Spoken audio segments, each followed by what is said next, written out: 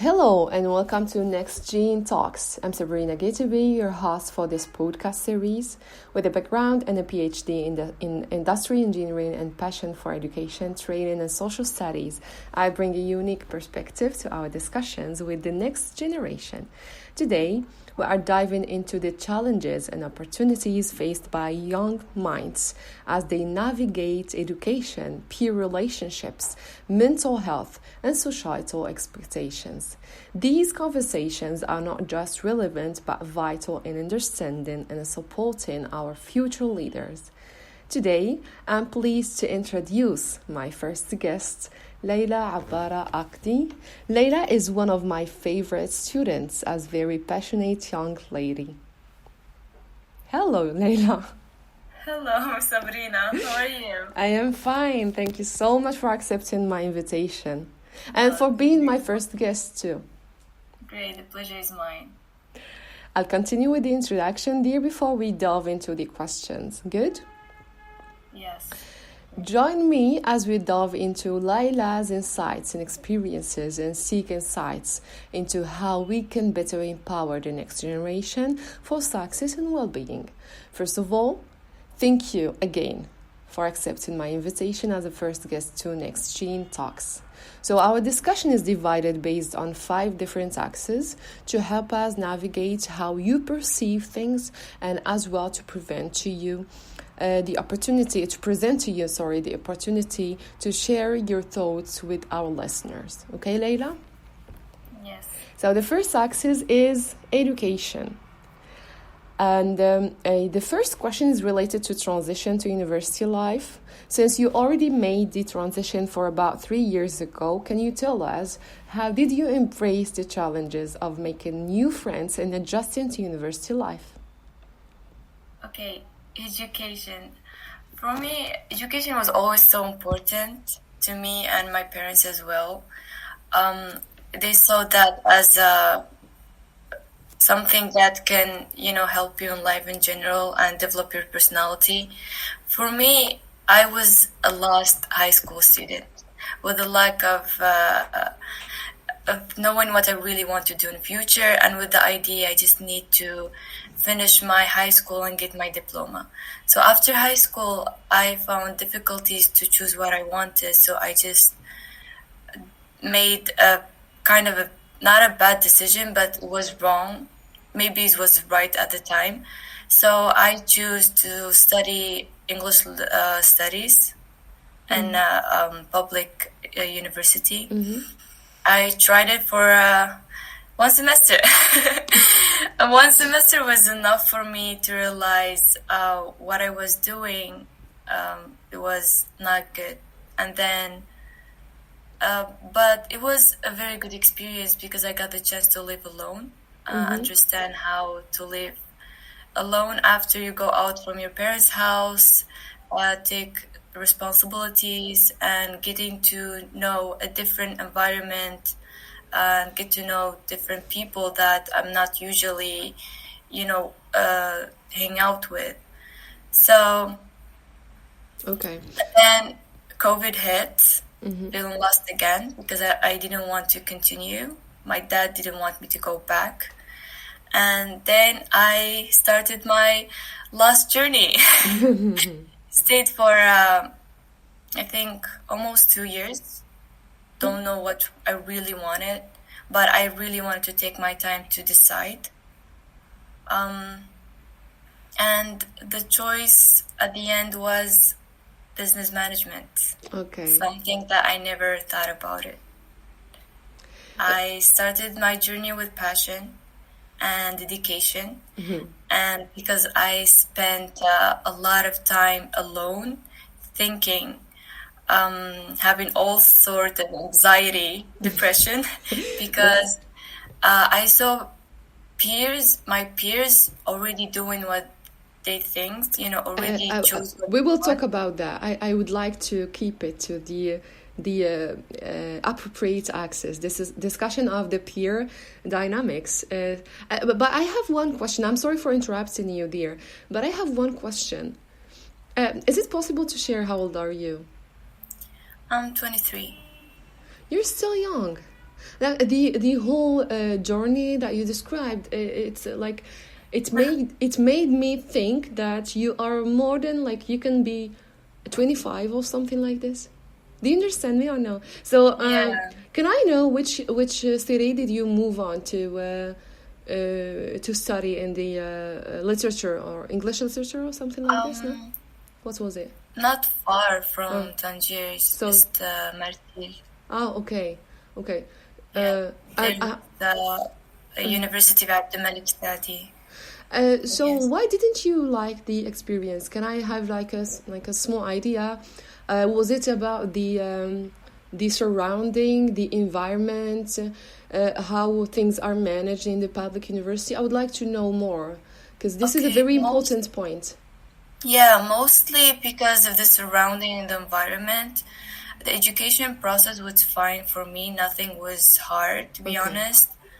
But I didn't find my comfort there. I couldn't make friends. I couldn't blend in, basically. It was hard for me also to be, a bit spoiled.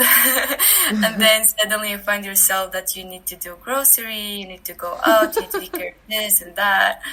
So, yeah, it was a bit hard for me. Okay, that's good sharing, dear. At the beginning, I said that, and it's okay to share this with our audience. At the beginning, I said that we will do a small test on the audio and then maybe continue or going back and discuss from the introduction to the questions. But now I prefer to continue with the discussion, okay, to not cut the flow. I already cut it, okay, by stating this. ولكن it's very important to continue. I see that the built-in mic is good. I have some indicators here in the apps that I think the audio will be fine. Okay, so I think this is one of the matters that every student that is choosing another city or another country far from their home, okay, they are encountering this, and I was one day. So, but I think it depends on if you have more pros and cons, so you continue and persevere, But I think that was a good transition, that if you have never been doing this or you didn't switch after COVID to our university, I would never have this conversation with you, Leila, no? Yeah. I mean, I appreciate the whole experience that I got, to be honest. It was eye-opening.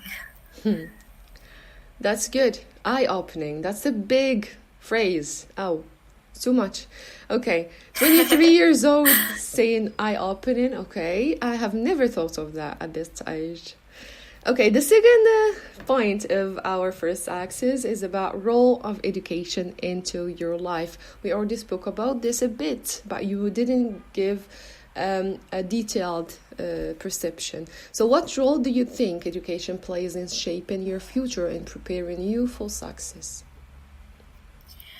I don't really like to connect the idea of education with success. Okay. Or like finding a job. Mm-hmm. But I think education is a process, is a journey that you have to go through. Is the steps that you take to make you who you are, to be honest. Some things, I mean, everyone can wake up right now and open their laptop and get access to the information. That is super easy.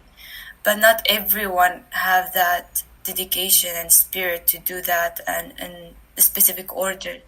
So I think education is a designed process that everyone should take, and also is have a certain timeline that you have to go through, and also is designed based on the age of the person as well. Mm-hmm. So I think it's very important to go through that. So for you, the education is just not just, but it helps the one or the person develop their own personality, their traits, their qualities. But we can we cannot in all the cases link it with the professional success, because here I didn't say the professional success. Do you understand me? It's personal success in general. Maybe you understood that it's linked to professional success. Maybe no, wasn't the case. I mean, the classic idea of you have to study, get diploma to get a job. I mean, that is society perspective, is going to school every day. But nowadays it's become different, you know. Studying and getting a job is totally different things. Yes. I mean, I'm not talking about some professional like being a doctor or lawyer, that something different. I understand. Yeah. Okay. So the third point is about balance in life. How do you maintain a balance between your personal life, education, or work? I don't know. If you're working, and leisure time. Any strategies, any approaches that helps and would help our young listeners to maybe while trying to balance their own life. So if you see that you already balanced yours and you can help others with sharing something related to this. I don't know if I can see balance. I'm a full-time student. I used to work a bit. I have a bit of experience of working, and I can say it's not 100% balanced, but I like to mix everything, kind of, to feel the joy of everything at the same time, because there's no enough time to do everything at a time. Do you understand what I mean? Quite difficult. Okay, for me, because what I'm studying right now is business management related by economy and business in general, I try to mix that with my normal routine. With my friends, how I hang out, how I talk, how I think, how you on a spend your daily time. basis. So that's what I mean about mixing. But like to reach the balance is a bit difficult. Because as I said, like I'm a full-time student, I still have a lot of things to do. You know, I didn't get that level of, you know, balance. Okay. Yeah, I understand. And that will drive us to another point, which is related to anxiety. I think this is very important. Yay. This is very important. I love the subject, anxiety. You love the subject, not the feeling. Yes. So the question here. Yeah, absolutely. Yeah. So as Mark Twain said, anxiety is like paying your debt that you don't own. Oh, yeah, that's quite deep. Okay. I say that you don't seem like 23 years old, dear. Okay, so how can you manage anxiety while striving for success in your academic pursuits? Okay, you know, anxiety, I don't feel anxiety. I used to feel most of the time. It was something, a ritual that I had every time before bed, but now it decreased a bit. Okay. Alhamdulillah, it decreased a bit because I understand is thinking about something that it might happen is just you destroying your mental health. It just make you feel worry about, you know, the present, and we totally know that we don't have the control of our present, and also it kind of manifests all the negative thoughts in our life. And so by sitting with myself, you know, slap myself, saying that what you're thinking, especially the negative thought about like the anxiety of reaching my goal faster, reaching the success that I want, comparing myself, wanted that, you know, the things, or get worried about the bad things that will happen. Basically, what I think about anxiety is you want to reach perfection, and while you will think about any bad thing that might happen, you can avoid it, which is not right. some things you cannot avoid in life because, as I said, we don't have the full control. So I think sitting with yourself, understand what you really want, and taking your time to reach what you want might decrease the anxiety. And getting rid of the idea postpone your happiness as well. Waiting for weekends, waiting for meeting, waiting for certain events, worrying about certain things will not make life easier or better. It will just, destroy your present. That's very good, Sage. I can just sum it up in two different concepts. Living in the present first. Yes? Yeah. Okay. And the second one, I forgot it. What can you add to this? I already forgot what. No, I'm joking. It's Ramadan, it's okay. Yeah, okay. Yes. So the motivation. The motivation is one of the last it's our last question for this first axis, which is education. What keeps you motivated as you approach the final year of your BA studies? The final year. Because it's a final year. I should get a moment to talk about my final year. A moment of silence. Final year is like, I don't know. I want it to finish as soon as possible, but at the same time I don't want to, because I'm used to that certain routine and meeting certain people, and having those memories make it harder to wait this final year to end. But at the same time, wanting the life that I want make me always motivated, After getting my bachelor, it will open a lot of doors to me to reach the goals that I made years ago, certain lifestyle that I manifest. And so I'm not gonna lie, you're not gonna be always motivated. You're not gonna always at 6 a.m. waking up, go to your laptop, work, and your assignment. Some days you will just spend it in bed. That is very normal. Some days you will not have the mood to even talk to anyone, not be motivated to work. But I think what motivates me is the big picture I draw in my mind years ago, and the people that I want to make happy, like my parents and also myself. So I think that's the main reason that make me wake up every morning from my bed and go to uni and start assignment and do something about it.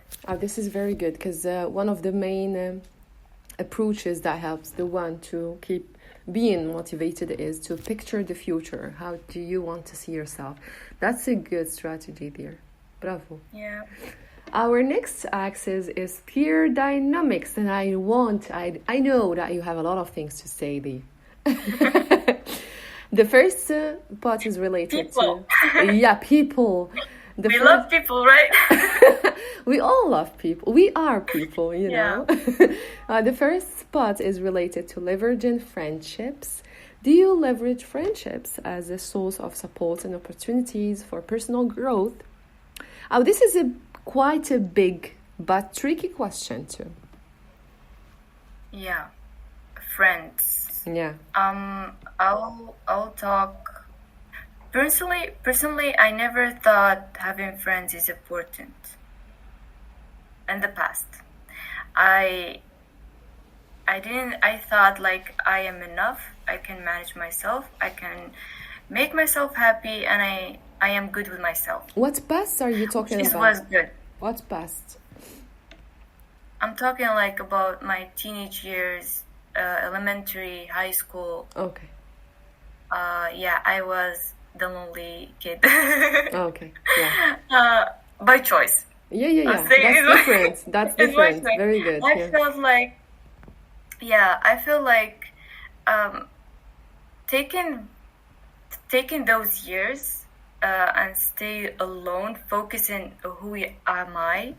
It was very added value to my to my self development. So I had my classmate, but I never reached that level of friendship because my definition of friendship is different from other people's definition of friendship because I really appreciate friendship, like true friendship, true connection. So I was like fine alone. I took my time to know myself first, but after I got to uni, I wanted friends because I figure out no matter how good you are, no matter how strong you are, you're always not that emotional support. Basically, we're social people. Like we need people in our life, like family and friends. They're very important. So meeting the right people is also a blessing. Yes. I always just tell my friends, my Yes. besties, if I can say, getting those like emotional support from strangers that chose to love you, because family they love you no matter what. They but should. A stranger to love you is thing. Yeah, that's right. That's right. Yeah. So I always like appreciate it, and I say like it's such a blessing having those, and also always try to choose the right people. Like people would not disrespect you or make you feel small, or you're with a certain group just because you don't want to feel lonely. Always try to choose the right people because, as people say, show me your friends, I will also show you your future. Mm-hmm. I'm not saying to build friendship based on your masalih khasa, as I say, I can say in Arabic. But choose the true connection. Someone will be with you in the good and the bad. But for me, I have like very close friend that I share with them a lot of things, but we still have that respect and we still have boundaries. Oh, that's Even good. with the people that you really love and appreciate and you think they're close to you, you always need to have a certain boundaries. That's very That important. I think I think that would make a relationship even more strong and continuous. Yeah. Sustainable. That's right. That's totally right. Yeah, as I said, I will not repeat it at each time. You're not 23. I'm sorry for this. Second question in this axis is navigating peer pressure. This is very important. Here we're not talking about friendship, okay? The first one is related to friendship. This one is not about friendship. Peer pressure, it can be related to anyone that you know in your like university surrounding, in your the class, for example, group members, project members. Do you understand me? So the question here is, how do you navigate peer pressure while staying true to yourself? What kind of pressure are navigating firstly? So we can, like, you give an example, a situation, what kind of pressure are you navigating? And then you state how you navigate it while staying true to yourself. Is it too much? No. I will say something. For me, I'm talking like personally. I always think the past is the explanation of the present. So every step that I do, it should be like not very counted, like I'm not exaggerating, but it should be, I know it have consequences and result. For me, dealing with people and because seeing a lot of my peers going through things just to please other people or just to be in a certain circle, and they end up losing themselves, like make me really sad, because no matter what you do in life, you shouldn't lose yourself at all. You need that self-esteem and respect yourself, because the worst nightmare for me is being disappointed in me. Yes. Rather than seeing other people what they're gonna say about you. So doing a certain thing just to please others, just to not be alone, is not like the right thing. Seeing the social media, how other peers live, trying to mimic and copy them, just you don't feel left out and you just to feel fit in. Personally, I don't do it. That's why I was lonely. To feel what did you say? To feel what? To feel fit in. Fit in. Okay. Yeah. So are you here stating the examples of TikTok and all? No? Yeah, like I'm talking in general. In general. Doing TikToks, hang out with certain people, doing, changing your habits drugs, just to please the others. Doing drugs, I might say, doing certain things just to blend in with a certain type or a certain group. Yeah. Or sometimes, can you imagine? Sometimes you will try to make yourself look dumb, just because other people that you maybe hang out with have like, you're smart, trying to be smart, you're trying to be زعما واعر. So they purposely downgrade themselves. It's like, no, I'm not doing this, I'm not doing that. Oh no, I don't read books, I don't do this. Oh, just to not seem smart. Yeah. Okay, that's new to me. And that's why I'm doing this, to understand how guys you think. This is new to me. We have never thought this way. I have never thought this way. Okay, yes, thanks for sharing this, Leila. Yeah, I mean, in high school, I used to see like some very smart girls trying to look dumb. And just to please, to fit in. To fit in, yeah. It's like, no, I don't read this, I don't do that.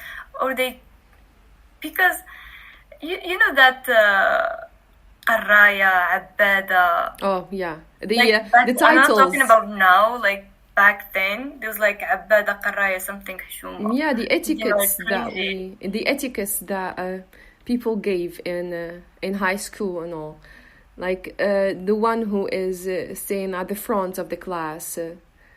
Just gaze into the professor and taking notes non-stop. That was the case for us, but we have never thought this way. Like, to please others, we say that we are not really focusing. We're not interested in studies. I have never heard of this. I was studying with the girl. She was like hanging out with the group. I mean, her parents care so much about her education. She was fine. She was like, I don't know, like I judge her like she's very smart, but. She wasn't doing her hard worker, you can say. No, I mean like in general as a person, I don't know like if she's smart, oh. but she was not doing like her homework to look cool or something. So all of them stand up, like that for them like a cool thing, being blend with the cool guys who don't study and the rebels or whatever. Back then, that was like the cool thing, and every certain period of my life I saw those peer pressure that resulted I might say chaos, but thank God like some of them they end up change and manage to upgrade that and succeed a bit, if I can say. Okay, Leila, now let's move on to parental expectation in society in our which is our next and fourth axis. I feel like this is a very important discussion to my guests. Isn't it right, Leila? Yeah. Yeah. So the first question is related to maintaining individual identity. Are you conscious of maintaining your individual identity amidst parental expectations? Being authentic and parent expectation. I'll talk like in a personal experience. My parents, especially my dad, he always expected from me to reach a level of perfection. I like the it's like I am the oldest. I'm his first child, and he wanted to see what he wanted to see. Of course, he wanted the best for me, but like the way he's delivering that, the way he's want me to reach that, is different, or I disagree with it a bit. I get the support, but mostly it's just the financial support. Oh. But I need like those. I know he trusts me. He believes in my capacity. He believes in my abilities. But the way he say it is like he encouraged me by being negative. It's like having challenging me is like I don't expect you to success in that. So I don't expect you to reach that. I don't expect you. But deep down, and even personally, I know he know that I can do that, and he trusts me. But doing, I don't know how I can say the opposite psychology or what he's trying to use with me. But the sad part, I realized it after I grow up, because I used to say, like, why he's doing this? I'm doing my best. I'm trying my best. Why he's always saying this? Why I expect the worst? Basically, always like expecting, I didn't expect you to do this. I didn't expect you. So with my dad, I don't celebrate the achievement or the success. For him, I just finally I could reach the level what he was expecting. I mean, it's his first time being a father. I'm not judging. I mean, like all of us, it's our first time to experience life. I'm not saying like I'm asking for a perfect parents that they already know how to do parenting. Like, you know better, right? So for me, that it used to cause a bit of a problem, because I always wanted to please my dad, doing the best of the best, and that might affected some of my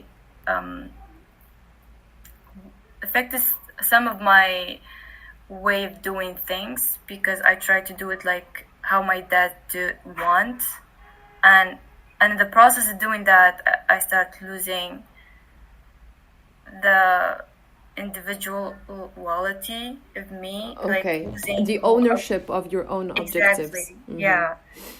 So I think parents they should expect, of course, they bring you to life. You should be thankful. They're a blessing in life. They're great, but they shouldn't put that much pressure, especially if they don't know what the result or how their child gonna behave, because not all of us have that mental maturity. For me, I'm thankful.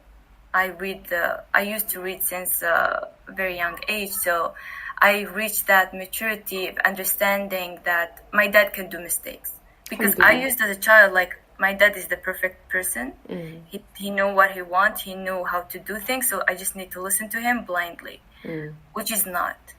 Also, like, different about generation, what is normal now, what will work now is not what used to work back then. So in general, like, message to all parents, we do know that you don't guys have that much experience. You're learning with the process. I'm not Thank judging. you for stating that, dear. I'm very understanding child.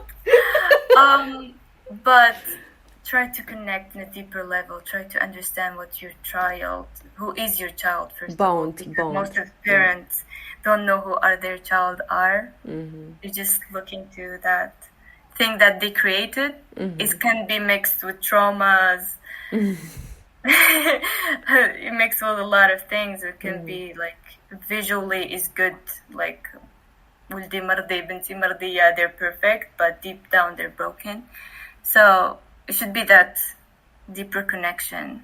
I'm glad, like, my dad always was like my role model. I saw him like doing his best. He's the one who taught me how to like reading, taught me that I should think, I should analyze things, not to get the things as it is. So I'm very thankful. We have always some ups and downs. There's some period of time they don't know how to connect with you, and you as a young individual who's you just start life, you don't have a lot of experience, you don't know a lot of things, you just trying to survive, and getting those expectations and that pressure from parents is very draining. So I'm thankful that now I do understand a lot of things, and thank God I didn't make them disappointed. I didn't reach that level of breakdown. But yeah, I think that sums up, I'm just thankful. That's very good. Can I ask a question? I don't know if you want to answer it or no, but does your dad understand English? No. No, okay. No, here I talked about, the question is what was related to parental expectations, and I see that you're focusing on answering the question based on your dad expectations only. Yeah. Isn't it right? I wanted to talk on a personal level because I know there's a lot of different, parenting style that people follow. I'm just talking about a guy who just, become a parent and didn't have, those parental books or, just the classic parents that I'm talking about. They want you to reach success. They want you to see you in a certain level, but in the process to help you to reach that might be confusing for them, because it should be customized. Not everyone, how he treat me shouldn't be like the way he treat my sister, because we're totally different personalities and we want different in life. And being a parent who need to deal with all this is kind of challenging. So we should appreciate the trying. I think a lot of parents who will be listening to me, to us, both of us will understand what you're stating, and they may align to what you said to help their children be successful without a lot of stress and pressure. Important or impactful societal issues. What societal issues are most important to you, and how do you hope to make a difference? In a very brief manner. There's a lot of society pressure, especially in women. I will talk specifically about that. I think being pressured to behave in a certain way and to be mistake free and to